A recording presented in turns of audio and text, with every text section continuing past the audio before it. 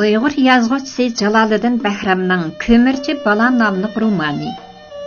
Bu roman Belqut şirkatida ovozga elinib, Belqut to'rida anglatildi.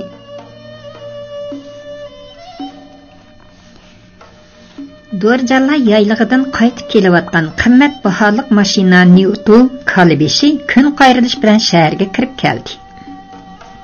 Mashinaning orqa divonida Ag'zam to'ri bilan turdi Hasan ingaklarini maydalariga cho'kirib mugdab o'ltirardi. Aslida pensiyaga chiqqan Mansur ismli bir bujang chet elga chiqish oldida o'zining yaqin yo'riq birodarlariga xo'shlashish ziyofati bermoqchi edi. Bundan xabarsiz turdi Hasan Ag'zam to'rining kenja qizining to'yi bo'lganligini anglab muboraklab qo'yish uchun bugun atdegandala shaharga keldi. Ammo Ag'zam to'ri Do'rjala yaylig'idagi qo'ylarni ko'rib kelaylik. Mansur bujangning kashdagi xo'shlashish chayiga ulgurib kelamiz, deb turdi Hasanni yayloqqa chiqib ketgan edi. Newtonning oq divonida asta langshib kelayotgan Ag'zam to'ri bilan turdi Hasan, garchi ko'zlarini yumib olgan bo'lsa-mu, lekin uxlamagan edi. Ularning har ikkilisi bir-birini qanday qilib botlash, qarmoqqa elindirish haqida ko'zqida cho't so'qiyotdi. Ag'zam to'ri oltin kan to'g'riliq chiqayotgan har xil to'salg'u majralarni turdi Hasanning qo'li orqali chimiqtirishni o'ylasa, turdi Hasan, agar sen meni ahmoq aytman desang, o'z peyingda esilib qolganingni tuymay qolasan. O'g'lingmi, qizimning bir tal mo'yig'imi erishamaydi deb ichida zikr qiladi.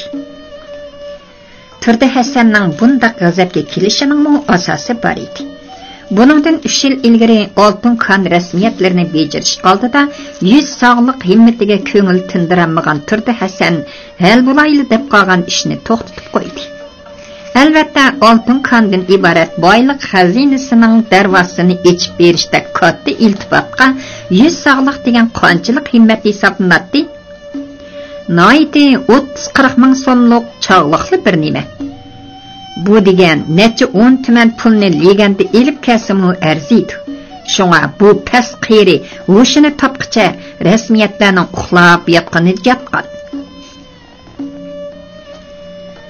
Hal bu qanchalik ijozatnomasini bostirib qo'yganligini bilgan Ag'zam to'ri taqozolikda erishib qolayli dedi.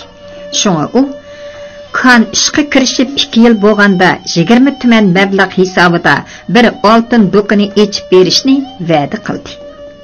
Turdi Hasan bundaq va'dalarga o'pibmi o'sirib qo'ymaydi deb o'yladi bo'g'ay, rasmiyatlarni yana kayniga surdi. Oxiri Turdi Hasanning inchga planlashi bilan hujjat men oltin do'koni ochib berish uchun Turdi nozirdan 20 tuman so'm qarz oldim. Bu hujjat qonuniy kuchga ega deb yezilib Ag'zam to'ri shaxsiy muhrni bosdi. Mana hozir oltin kanning mengayotganiga 3 yil bo'ldi. Lekin 20 tumanlik oltin do'koni hozirgacha ro'yobga chiqmadi. Ag'zam to'rining bu haqda plani boshqa edi. Bu oltin do'konini oxirgi ko'zir qilib, birinchi oltin kan to'g'riliq chiqayotgan majralarni hal qildirish. İkinci, qizi Naimani o'g'li Qovuzga berish. Mushularni hal qilgandan keyin 3-chi qatim bosadigan qadam o'zgacha bo'ladi. Uning bugun turdi Hasanni Do'rjala yayliqiga atoyidan ochiqib kelishimi tog'dagi qo'ylarni uningga ko'rsatib, "O'shani yig'. Bu kimning shafoati?" deganni bildirmoqchi edi. Mana hozirmi ko'zlarini yerim yumib mashinada ketayotgan Ag'zam to'ri yolg'on yutilib turdi. Hem turdi Hasanga shabi berdi. Bu uning qallog'ini sagak tutdi. Har bir eg'iz so'zimni quloqingga sirg'idak esib ol degani edi. Nozirbegim, tog'dagi qo'ylarni ko'rganlar, dedi Ag'zam to'ri qalpoqlarini tamshib qo'yib. Onasidan balasi yo'g'inab ketibdi emasmi? Mana 100 sog'liq 300 ga yetib qoldi degan gap. Kelar bahorda soq 350 bo'lib qoladi. Bir sog'liqni 400 so'mdan pishqandimi 140 ming so'm bo'lib qoladi ekan. Bu Bu oz pul emas-ku? Turdi Hasan petini buzmay o'ltiratdi. U ko'zlarini yumgan holda engikkini maydasiga tirab bo'sh pushildaydi. Bu orqali u o'zining o'yg'oq ekanligini, lekin bo'lingan gaplarni qaytag'imi olmagandek amaldorlik kibrini ko'rsatayotganligi edi. Shundaqdimi A'zam To'ra ko'ngliga pukkan gaplarini davoganda Turdi Hasanning oxiri birga chaqqandek sakrab turib ketadiganligini, eng bo'lmaganda qursig'idagi gapni chiqirdiganligini biladi. Nozirbegim, hozir oltin kanda bosh og'rig'i ishlar yuz beryapti. A'zam To'ra yerim qayrilib qo'ydi. Bir qism o'ktamlar yoyliqimizni buzdiyay desa, yana ba'zi badraklar ekologiyalik tangpungliq yo'qoldi yey. Yepinchi o'simliklar buzg'onchilikqa uchrag'ashqa tog'larimiz qiyonda go'mirilib tushdi yey deyishib, yuqori tovan qotiravatdi. Vaqtida biror chora tadbir qo'llanmasalar, siligimi sholini chechishdan yonmaydiganda qilishidi.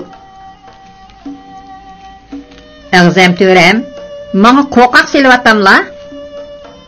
Yo'qsa, haddim emas. Hisob ochiq bo'lsin, To'ram. 140 ming so'm to'limi kulkilik bo'lib qoldi. Silining berganlari qora qo'yib urganda 30 ming so'mlik sog'liq. Xo'sh, endi o'z gapimizga kelaylik. Men sizlarga oltin qanddan iborat sharbeti, menga tugmas bir tup meva berdim. Turdi Hasanning talabbuziga ta'addi aralashgan edi. Endi men uning shoxlarini egib, mevasini yigizib qo'ysam bo'lmas.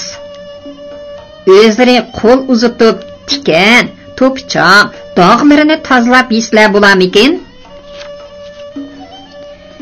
Himmatning oxirgacha bo'g'ini tuzib. A'zam To'rimi rosa qog'dalmalardan edi.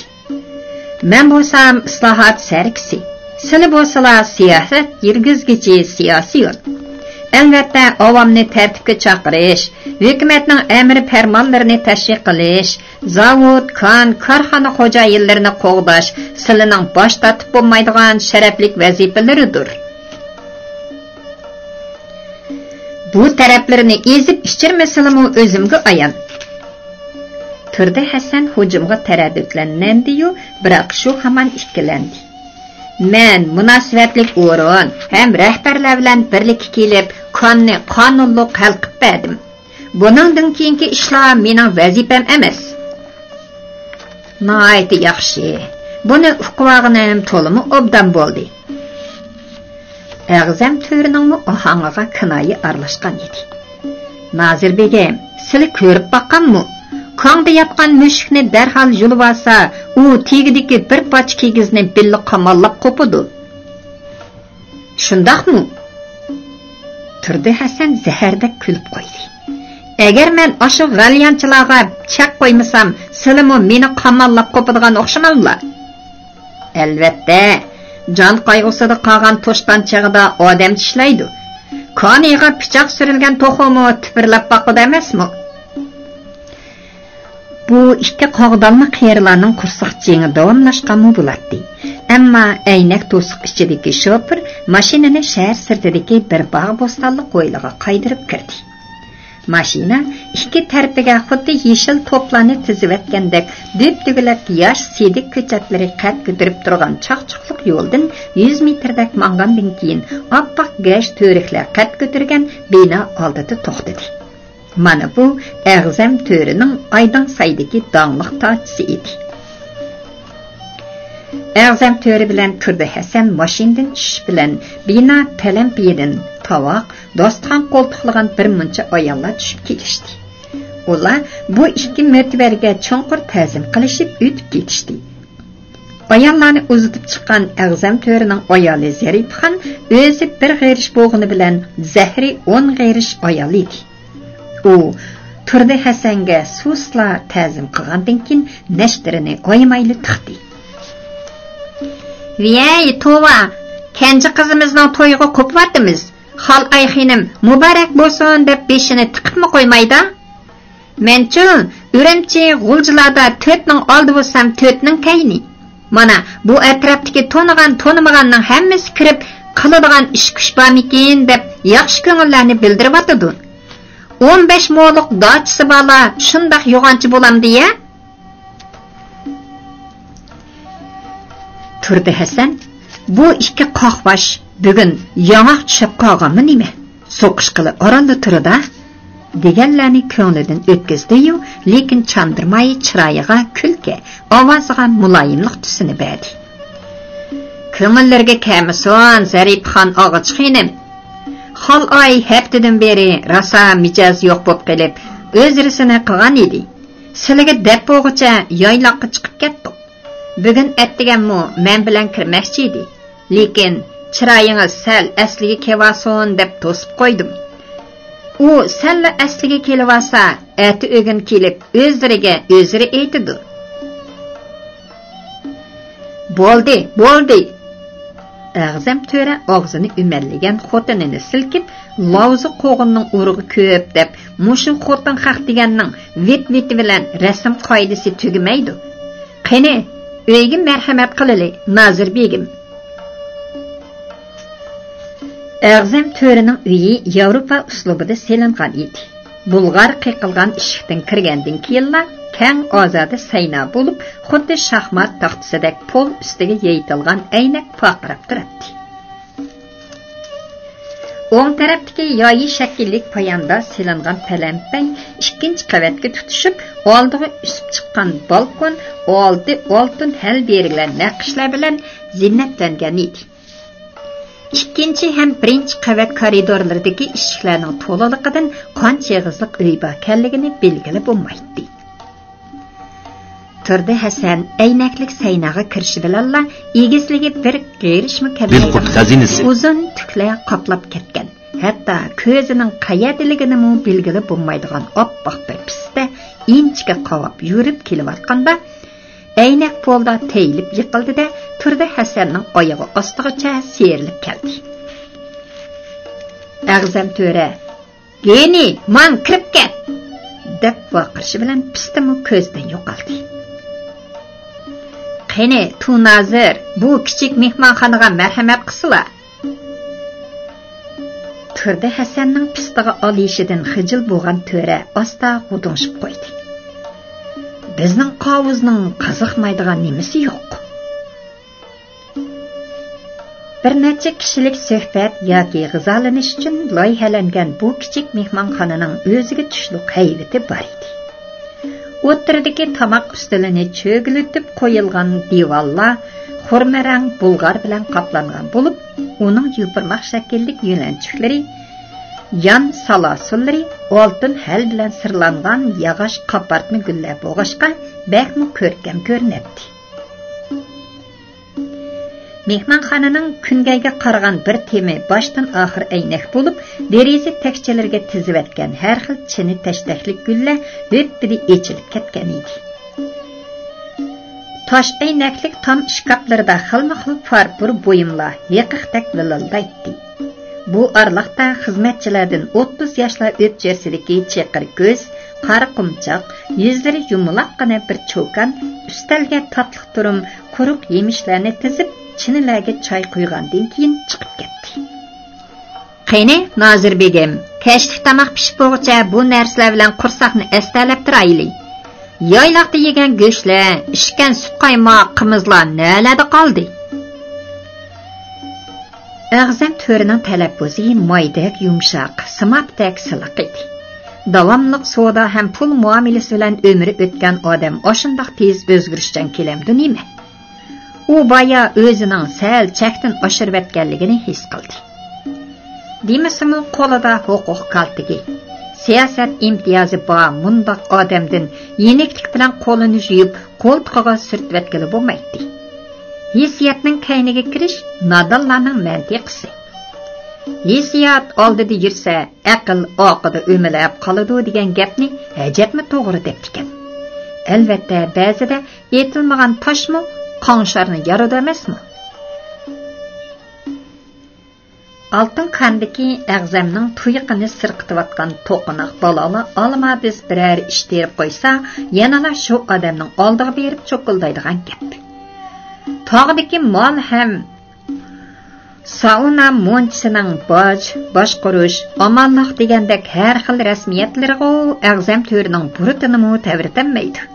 Lekin Oltin Kanning o'zidilla yiliga necha 10 tuman davlatga topshiradigan pullarni ishki tuzum, favqulodda kechirim, ziyonni to'ldirish deganga o'xshash usullarda hozirgacha yerim baho e'tibor qilganimi, mushu ochig'i yomon tadbiri so'z nozirining saxovati emasmi?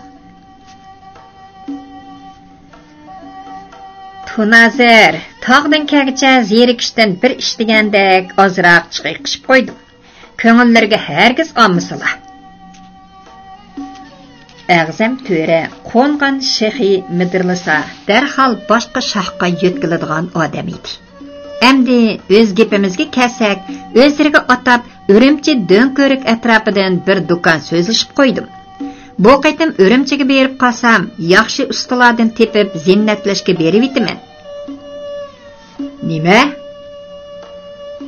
Turdi Hasan go'yo muz ustida gul ungandek tengirqab turib qoldi. Texi boyila cho'ng kigizni qamallab qopmoqchi bo'lgan bu yov mushuk yana qandoq shumliqlarni o'ynash uchun uy mushugidek yavash bo'ldi.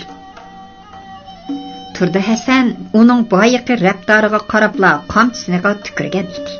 Hatta u oltin do'konidan voz kechib, A'zam To'rini boj o'g'irlash, iqtisodiy kirim chiqim hisobotini yoshirish, ishlab chiqargan oltinning bolasini bankaga o'tkazib, onasini chatga atkaz qilish, ikki daftar tutish qatorliq jinoyati bilan adliya o'rinlariga tutib bermoqchimi bo'ldi.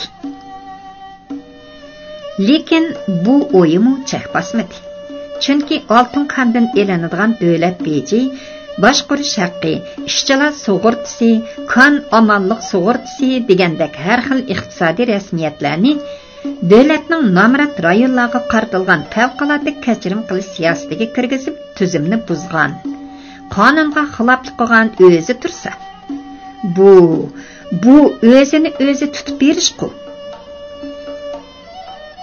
Hey, gap qilmaysiz-ku Nozir begim. Beshini gajgisiga pattirib sing'ayan mengib yurgan A'zam To'ra Turdi Hasanning do'lisiga shapilaqladi. Yoki ishonmayvatamsiz? Yo'g'si, nemish ishonmagidakman. Albatta ishonaman. Turdi Hasan A'zam To'rining g'alati gavdasiga, ikki murisida egiz pas esilib turgan uzun qisqa qo'llariga qarab, "Mundaqmi iskazsiz maxluq bo'larmi?" deganlarni ko'nglidan o'tkazayotganda A'zam To'rimi qursog'ida foyda ziyanni tangsavatdi. Turdi Nazir hozircha o'rmondagi maymunlarni qochirishga asqatadigan do'mboq bo'la oladi. Bu do'mboqning yeriladiganligimi uzun qamati. Bo'lanayotgan mish-mish kusur gaplarning o'zila uning tushadigan o'risining qo'linib bo'lganligi albatta. Şoňa hazırça yolvasning tukini yeytishiga silab açıqlatmaslik kerak. Onunğa altın dükkanıdan ibaret quruq soskani imitib dumbaqning yerilishini kutish lozim. Onungsizmi A'zam To'ra ko'zlagan rejisiga yetdi. U birinchidan tog'dagi mollarni ko'zitib kelib, Turdi Hasanning og'zini xeylili tuvaqladi. İkinchidan, mushukning kegizini qamallab ko'tirishini misol keltirib, "Mening tishimga tegadigan bo'lsang, sana yaxshi kun yo'q" deganni bildirib, yuragini iskanjaga elib oldi. Uchinchidan, oltin do'koni ochib berman deb yolg'on umid qanariga esib qo'ydi. Mana endi torini bo'shtib, uni bo'sh padalarga o'ynatsa tamamen bo'ladi. Tunazir, bu qaytam ikkimiz vaqt chiqarib Urumchiga berib kelaylik, dedi A'zam To'ra hech ko'rilmagan sipoygarlik bilan. Do'konni ko'rib baqsizlar. 18 kvadrat metrlik cho'ng do'kon. Sizlarga cho'qim xo'p keladi. Do'konni rost so'zlashib bo'lganmi? So'radi Turdi Hasan sal dargumanda. Ajab, mening xabarimda yo'q-kina? O'zlari bolalarni elib dochiga baldiroq yenib keldilar. Men texi buni mushu yaqindila so'zlashdim. İcarəsiçu. Bir birodarimning zapas ep qo'ygan do'kon edi. Uning bilan o'zim qamlashib olaman. Turdi Hasan A'zam To'rining ixlosman chiroyiga qarab, o'zini rostilla oldimag'anligiga ishondi. Ham ko'nglida mendek bir hukumat arbobi bu do'xning oqisidan afsun o'qib bermasa, oltin qonni saqlab qolamaydiganligiga ko'zi yetib, o'shini tepib oldi. deb tushundi. Emisa molni qachon sog'ili bo'lar? Hey, Tunazir. Eshigi o'lvatsa, ko'ti g'ijjak tatibdi deb, men nimagamda, sizlar nima qo'ydi? Oningga oldirmisizlar. Men tog'liqlarning g'ovg'isidan ho'shimni yo'qitib qo'yayli da'vatman. Avval quliqim tinjisin. Ondan xotirjam bo'lsizlar. Men oldin qaytib berib ular bilan so'zlashdim. Endi silini ovar qilmaydi. Shundaqmi? A'zam To'rining yopma qapoqlari lappida ko'tarilib ko'zlari chaqchaydi. U hayvonot bog'chisidagi g'alati bir maxluqqa hayron bo'lib qaragandek Turdi Hasanga tikilib qoldi. Qaragan seri ishchiga uyib ketgan o'g'a bara-bara ko'tarilishga boshladi. Ma'qul. Aslida tog'liqlarni afsun o'qib daydiga selayotgan Perixon senkansan-da. Nimandaq bir necha kunning yoqi tinjib qoldi desa, bu sening sehriy karomating o'xshamamdi? Yo'q. Seni bo'sh chog'lig'li bo'lmaydigan raqibkansan. Bu xabarni necha kunlardan beri xufiyana tutquningga qaraganda oltin do'konga saqlab turibsan-da. Mendan xush xabar anglab eding, dedim.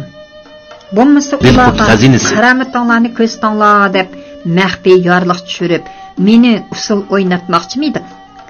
Xap, mundoq shumliqni endi mendin-ku.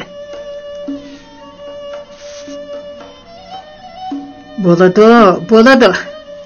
Ondaq bo'lsa, A'zam To'ra zahardek ko'kirib ketgan chiroyini yoshirdi. Avval do'konni zinnatlashga beraylik.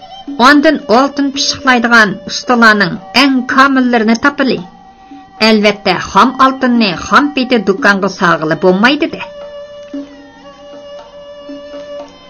Anglashimcha, hozir bozorda eqiyotgani Shangang fasollarmish. dedi Turdi Hasan derisdan boqqa qarab turgan A'zam To'riga lappida ko'z tashlab. Ular oltin zibu zinnatlarni qilibdi chiqarishdan sirt, qirish orqali gul, naqish, har xil o'rnaklarni bekmi nafis chiqaramish. Qara, bu kasobatlarning yomonligini. A'zam To'ra chiroyini yushirib, zahardek kulimsirdi. Voy, ditsiz qapoqvosh. Döt kalva. Sevzidan xabar yo'q, gurish dam yeb qapti degandek, texi oltin buyumlarni, ularning nusxalarini surishtirib yuribsan-da. Bo'pti. Sen qog'idak o'z ko'nglingni xush qilib qaqildab yuriver. Har qitim qaqildigan vaqtingda oltin do'kon soskasini og'zingga tiqib qo'yma. Toki dumbiqing yerilib qaqildishing tugigicha emib yuraversan. A'zam To'ra ichida yana nimalarnidir demoqchi edi, lekin boyiqi cheqir ko'zlik, yumaloq cho'kan, cho'ng leganda kesilgan go'shtdan akirdi. U chinalarga qiziq damlangan choyni quyib bo'lib, ularni tomoqqa taklif qildi-da, oqchilab mengib chiqib ketdi. Shu kuni Bujaning xo'shlashish chayiga bilib borgan ikki kushanda kechlab qaytib kelib, A'zam To'rining haybatlik sarayida yetib qolishdi. Ular uyqusi kelgicha o'zlarining xizmatdagi, sodadagi o'ng'izsizliklarini so'zlashib yetishdi. A'zam To'ri bo'lsa, Naima to'g'riliq gap echib, o'g'li Qovuzning hozirgacha umid uzanmaganligini, har kuni dadasiga qattiq besim ishiltiyotganligi, agar Naimani olamasa, bir necha odamning qinini ichadiganligi qatorliq ham yelinish, ham qo'qoq selishdek gaplarni qildi. Lekin uyqusi kelgan Turdi Hasan menda gap yo'q. Qovuz bilan obdan chiqishib o'taman. U qo'li ochiq, mard yigit. Ammo ayolim tosh tishlab turibotmamdu, deb hamma to'qinoq bolani xol oyga ortib qo'ydi. Chunki Turdi Hasan Ag'zam to'ri bilan Qovus talvining ochig'ini keltirib qo'yishni, oltin do'konining yana meki-mekiga tushib qolishini xohlamaydi. Amisa xol oy shaharga kirib qolg'adak bo'lsa, men bir so'zishib ko'ray. Hey, tasvulamiki. Menda ayollar ko'sa hushini yo'qtib qo'yg'adak bir narsa bor. Qani, men bir sinab ko'rib boqay. İxtiyorlari. Ko'misa kishnishadigan, ko'sa tishlashadigan ikki qayrining eg'ir qapoqlari bara-bara yumildi. Әтісі әттеген тұрып кеткен Turdi Hasan ozroqlan noshta qildi-da, mashina qo'yish uyidan mashinasini ochdi. Ag'zam to'ra, Qovus satang, cheqir ko'z cho'qallar uni uzatib qo'yish uchun hovliga chiqishdi. Obzar xo'ja qatorchiyini kichik cho'qir oqqu aramgohida o'tkazib bermoqchi, dedi Ag'zam to'ra mashina derisiga ingishib. 3 kun o'ynag'idakmiz. O'g'illikka atganrak Obzar xo'janing uyiga yig'ilamiz. Ulgurib kelarlar. Albatta. Xol aymu Zarifxon og'achi xonimdan kechirim so'rag'ili men bilan birga keladi. Apla. Da desa otsini untibdi degandek. Ag'zam to'ra mashina derisiga yana engishdi. Saqchi boshlig'i Mahmud Ziyoga xabar qilanmidiq. Endi Harambog' taraf bilan mengab jafo tortadigan bo'ldilar. Hech qisi yo'q. Qadina savoqdishim bilan uzun bo'lgan ko'rishmagili. Shu banida ko'rishib oldigan bo'ldim. Zarifxon og'achiqinimning mijozi bo'lmag'ashqa uzatqili chiqqanmidi? Cheqir ko'z cho'kan o'zini so'rg'ash Qovuzga tuydirmay ko'zini qisib qo'ydi. Agar xol ayxinim kelib qolsa, loyig'ida obdan kutib olamiz. Albatta kutib olamiz. Hijoyda Qovuz kutmay bo'lamdi. Turdi Hasan mashinasini qayta o't oldirdi. Tu nazir, o'ziridek shuhratlik arbobni cho'ng bilamiz. Ag'zam to'rining ovozida masxara purig'i bor edi. Lekin mashinalarni o'zlari haydaganlari zodil ko'nglimga sig'maydi. El birodarlar oldidimi sat deysizlar? Shundoq. Turdi Hasan quloqlarigacha qizardi. Shopirimning ayoli tugab ketib, mushundoq bo'lib qoldi. Turdi Hasan mashinaga moy berib gurib kiritayotganda, Qovus cheqir ko'z cho'kanning quliqiga nimalarnidir pichirlab kusurlamoqda edi. Turdi Hasanning ko'ngli bir nimani tuyg'andek bo'ldi. Uning sizmi Naimaga hozirgacha xom tamadi bo'lib kelgan bu qarvatqu cho'qir xol ayning bir chog'dagi ochiq tillarini hargiz unutmagan edi. Shunga o'ch elib qo'l salarmu degan o'y Turdi Hasanni o'ylantirib qo'ydi. Shundoqdimi u bir ayol kishiga qo'l sog'an er kishini qandoqmi erdegili bo'lsin? U undoq qiladigan bo'lsa, so'li tegtamina deb ichida shivirladi. Daqiqa ichida vahimlik xiyollardan andikkan Turdi Hasan mashinasini haydab, sevilik tuz yo'lga chiqdi-da, darvozadan quyundek chiqib ketdi. U Aydın sayının odamsiz keng asfalt yo'llarida mashinasini sarandek haydamoqda edi. Ko'nglida bo'lsa, agar xol oyga chiqilsa, uni so'l tetman degan gapni yenishlab takrorlaydi. Lekin uning qo'lidan bunday qilish kelmaydi. To'g'ri, Qovuz hech kimdan tap topmaydigan, hatto dadasidan oshna talishadigan, ko'ngliga sig'magan biror odamni ko'zdan yo'qotishda vosita tanlamaydigan, vahshiy, qora yurak, qora ko'ngil razil maxluq edi. Biroq Turdi Hasan nima uchundir uningdan umid uzolmaydi. 10 yildan beri savdogarlar, korxona xo'jayinlari, uy mulk shirkatlarining liderlari qatorliqlar ishlarini becerib olish uchun Turdi Hasanga har xil dorilarni yegizib, xilma-xil huzurxonalarda huzurlantirdi.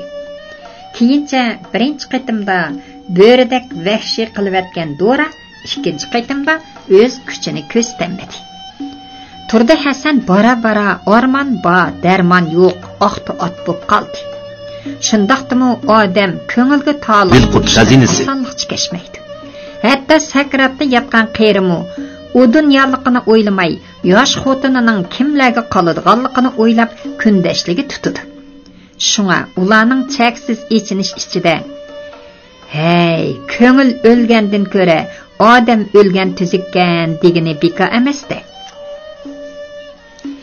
Turdi Hasan ana shundoq ko'ngil shodligini, vujud lazzatini yo'qotib, umidsizlik, hasrat, nadomat ichida qolganda, uningga jannat huzurini qovus bergan edi. U bir kuni koyib: Nazir begim, yegan u dorilaringizning hammasi soxta. Odamning erlik hormonlarini o'ltirib, hazlak mijoz qilib qo'yadi. Mao bo'lsa Yaponiyaning, yeb ko'ring, deb bir tal tabletga dorini berdi. Rast degandek Turdi Hasan bu dorining lazzat huzurini ko'ngildagidek tegdi. Qovuzga ming martam rahmat etdi. Hatto ko'nglida Naimani bir amallab yumshatmoqchimu bo'ldi. Mana shundan boshlab Qovuz Amerikaning, Singapurning, Germaniyaning deb har qitimda o'xshashmagan dorilar orqali Turdi Hasanni o'ziga mahkam asir qilib oldi. Hatto u Urumchidan telefon berib, yangi dori kelmaganligini surishti qiladigan bo'ldi. Bir qatam mushu doridan bir necha tal setib ber degan edi. Qovuz Turdi Hasanni qattiq silkibdi. Nazir begim, munda qimmat esil dorilarni yoqsi choq qilib ichilmagan g'unchalarga ishiltimiz. To'zib, bexichchilik qolgan paxpa mamkatlarga zoy ketmamdi. Mana shuningdan beri Turdi Hasanning ko'ngil rejalari o'rlab, toyini qistab qolganda Qovuzni izlab topatdi. Hatto biror yangi dorining xabarini anglagan hamon Urumchi bilan G'ulji orlig'i qo'g'illiqning yo'lichilikmi bilinmaydi. Almasdak sap, farishtadek pok, sarvidak nozuk, samab guldek muloyim Naimaga kuyib qolgan Qovuzmi Turdi Hasan kelgan hamon hech ko'rilmagan iltifotni kutib oladi. Eng yaxshi esil ham qimmat dori orqali Nazirning kechaligi xayrlik bo'ladi. Qisqasi Turdi Hasanning Urumchi G'uljilardagi al-og'inalarini hashamatlik restoranlarda kutishdan sir sayohat rayonlariga opirib o'ynatdi. Ketgan necha 10 ming so'mlik ziyonlarga voy debmi qo'ybaydi. Ana shunda qo'li uchuq, mard ham ko'ngilga toliq shodliklarni ato qilgan saxovatchini so'litib etishga Turdi Hasanning ko'zi qiyarmi? Illa tavara mumkin emas. Naima darvoza oldidagi yeshil sirlangan shoda o'rindiqda kitob ko'rgach pat-pat mahallaning beshiga qarab qo'yatdi. Uning mushunda qilayotganiga necha kunlar bo'lib ketdi. Qasdan teriktirib o'ylidan chiqarayotgan gol pida bo'lingan gaplarni yiqitmay temitmay yetkazgandir. Tug'liq zirak bola. U anglabla cho'qim qoqoqlab kulib ketgandir.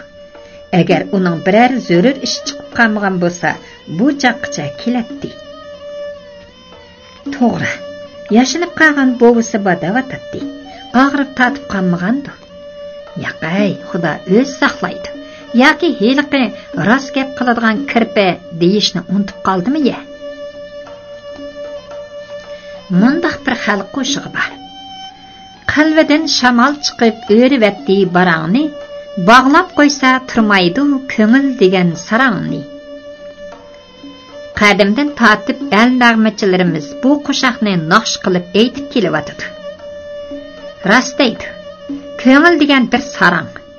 Sarang bo'lgandimi, umoq, yiqimliq, shundoqli tarsa, nozik ham qilin saranglardan. Bu sarang faqat hissiyotni hayot manbasi qilib, aql yugunini kerak qilmaydi. Shunga uni bog'lab qo'ysimi turmaydigan talvilardan. bu telva ko'proq romantik qiz yigitlarga oshiq keladi.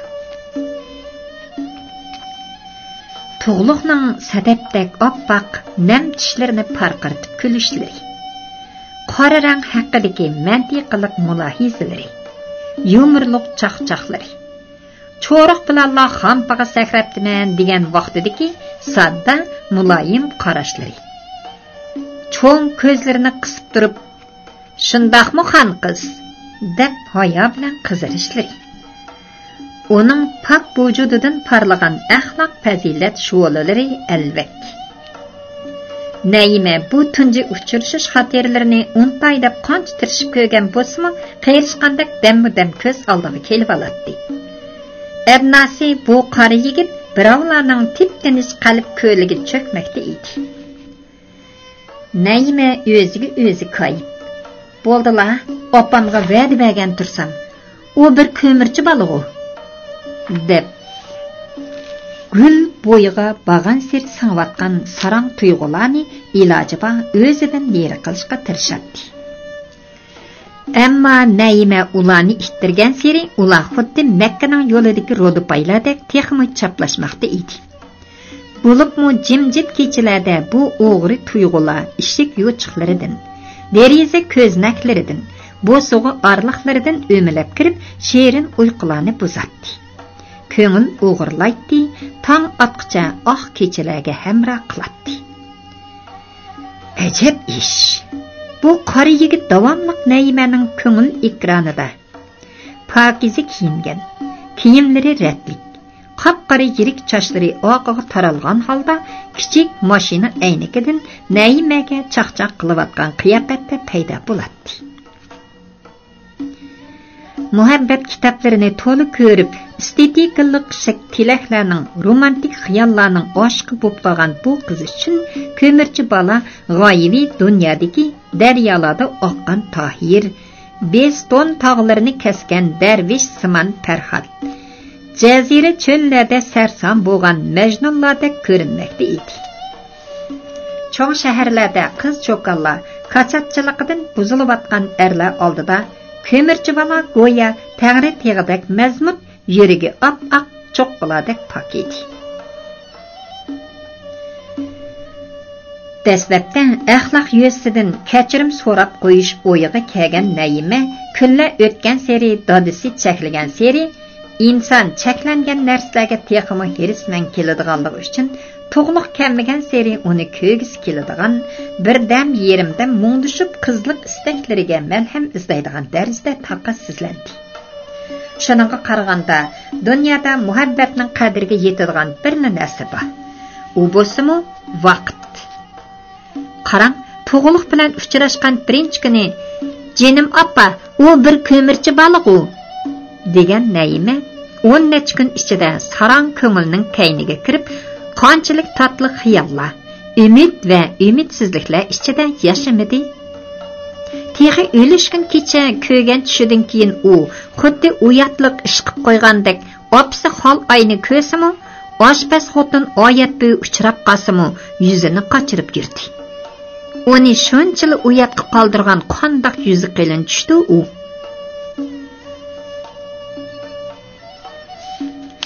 Tegidiki rengarang toshlar ko'rinib turadigan ili daryosining sup-suzuk bir iqinimish. Tug'liq bilan Naima suv chechishib, bir-birini qo'g'ilishib suvga cho'milayotgandak. Tug'liq tuyuqsizlar Naimani dast ko'tarib, suvning cho'nqir yeriga poltonga tashlab etib, qaqoqlab kulgidak. Naima suvdan chachrab chiqqanicha, "Voy tug'liq, men suv o'zishni bilmayman" debdi-da, tug'liqning bo'ynini chin quchoqlab, marmardek siliq, chiroyli putlarida beliga chirmoq selibapti. Kun ko'migan bir jup oppoq yumran ko'ksi yigitning kang ko'kraklariga ching chaplashib turg'adak. Gurzidek kuchlik bilaklar talchivoqdek nozik avrishim belni ching quchoqlab turg'adak. Tunji qitim yigitning yalang'och tenidan tarqagan o'tliq bir iqin qizga olam shumul huzur ato qilib, uni behoshlik girdobiga ep keldi. Naima zaif ammo tatli qovlatdi. "Voy, jinim tug'liq, bo'shroq, bellarim ushtilib ketadi" Nayime uyg'onib ketib, tong atqichila bir sherin azob ichida to'lg'inib yotolmadi. Ko'mir! Hey, xalt ko'mir elib elinglar. Ishik oldidagi shada o'rindiqda o'ltirib xiyolga petib qolgan Nayime o'rnidan chachirab turdi-da, cho'ng yo'l chetidagi quchoq yetkisiz bir tüp sedining oqisiga o'tib asta bordi. Rasla malining beshidan xalt ko'mir besilgan harvi kelvatdi. Ko'mir ustida egiz bo'y, keng ko'krak, chosi yuzlik ko'mirchi bola cho'qchib o'ltiradi. Onun tug'ilib ekanligini jazm qilgan Nayime darhalla hoyliga kirib darvozaning kichik qanotini yepib oldi. U tug'liqning darvoza oldida to'xtab vaqiraydiganligiga ishonch qiladi. Degandek Harva darvoza oldida to'xtadi. Harvadan yerga sakrab tushgan tug'liq hoyliga qarab vaqirdi. Ko'mir, xom ko'mir. Tug'liq birdam saqladi, lekin hoylidan hech qanday sado chiqmadi. U teximi o'lligirak tovladi. Hey ko'mir, xalt ko'mir elib elinglar. Bu hayratlik darvoza Dilqut xazinasi. Aslida heliqi qiz bola mush yerda uni saqlab turishi kerak edi u. Yoki o'zining deb qo'ygan o'sak gapidan qo'rqib qoldimi ya? Tug'luq birdilla darvozaning ostidan bir jup oq patinkaning tumshuqini ko'rib qoldi-da, beshini chayqab kulimsiradi. Uning qallasiga tuyuqsizlar bir o'y keldi bo'g'ay, etining beshini qoydirib darvozaga taqadi. Ondan darvozani ittirdi. Hey muhtaram qiz, endi chiqmasangiz darvozangizni chiqib kiraverman jumum. Nayime qaqaqlab kulganicha chiqdi-yu, vaqirab kayniga dochdi. Chunki u otning tumshuqiga usuvog'ili tasla qolgan edi. "Uyay, nima qilganingiz u? Etingizni torting." "Nemishqa tatqudakman? Mushu hoyliga akiraman." "Nemishqa amdi?" "Heliqi men apqashgan bir harvi ko'miringiz shu." Nayime boshqalarga qaqaqlab kulib ketdi. Avval 3 xalta. Yoq, 2 xalta ko'mir akirib bering. Texi bir harvi tushirman deydi bu qarabartur. Nayime bir chiroyli dumsaydi. O'tganki 3 xalta ko'mirning hammasi doshqalgan emasmi? Hey, siz nimanda ko'kami? Tug'luq 2 xalta ko'mirni yerga tushirdi. Mush kamgacha mening ko'mirimdan mushtimdak doshqal chiqdi degan gapni anglamadim. Mushtimdak emas, mundaq, tovuzdak. Nayime ko'zlarini olaytib quchog'ini ochdi. Bo'ptila, ep qo'yay desam texi. Satmayman bu toza. Tug'luq bir xalt ko'mirni ko'tarib harvaga olay deyish bilan Nayime vaqirdi. Hay, bo'ldi qilala, qaraxam podsha. Tug'luqni kulibdi. U o'tganda degan gaplarining hammasini Nayime uningga qaytirib berib atardi. Tug'luq bir xalt ko'mirni quliqidan ko'tarib mengishi bilanla Nayime kelgancha xaltining yana bir quliqini tutib uningga chakchaydi. "Ha, nima bo'ldi? Qari to'xu, bir tarafini men ko'tarsam bo'lmamdi ekan. Oppoq yumron qo'llaringiz qop-qora bo'lib ketarmikin? Siz maqtagan ulug' rangda qo'limni bo'simi bo'yab baqaydayman-a? Voy, gap to'shat qilib bo'lmaydi-ku-na bu javuldoqqa."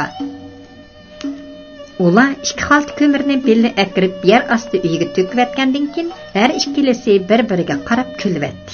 Chunki Naymening yuzidami 5 barmoqning qop-qora izi turadi. "Heliqi, qoppaga ushuq dadingiz ko'rinmaydi-ku?" so'radi Tug'luq atrofga qarab qo'yib. "Aslida kammaydigan. Kammagan bo'lsangiz, pulimni apqashdi deb rasvo qilatdim." "Tarso'ga beribmi?" "Shundoq." Ikkisi tangli kulibdi. "Opam hujrasida kitob ko'ryapti. Dadam shaharga kirib ketgili 2 kun bo'ldi. Bugun qaytib kelishi notayin." "Nemishqa?" "Anglagan bo'g'iytimiz. Ag'zam to'ra degan bir betbeshara katta boyba." "Ha, heliqi oltin keni boydu." Xudoyim boshqalar bilsin, uqsin deb uningga shuncha boylikni berganda. Viyay deb ketganini. O'sha oltin qonni dadam hal qilib bergan. Sizning dadingiz? Tova, sizning dadingiz-a? Uning shunchalik karomati bormi? Heligu o'kan. Necha 10 millionlik qurilishlarni boshqalarga bergan. Naima birdilla tengirqab qoldi. Hey tug'luq, ko'l bo'yidagi ravaqqa berib birdam tilishamdiq. Bek ko'ngillik bo'ldi ekan. Yoki harbidan ansiramsiz? Yaqay, beshiga to'g'ri kirgizib qo'ysam, otlar qo'niqini chaynag'ash turadi. Belqut şirketida ovozga elinib, Belqut to'rida anglatilayotgan Uyg'ur yozuvchisi Jaloliddin Bahramning Ko'mirchi Balon nomli romanini bugun mushagacha anglatdik. Davomini atki anglitishimizda davomli anglatamiz. Bu roman Şinjanning har qaysi joylaridagi Shanxua kitobxonalarida sotiladi. Do'stlarning bu kitobni setib olib saqlab qo'yishini tavsiya qilamiz.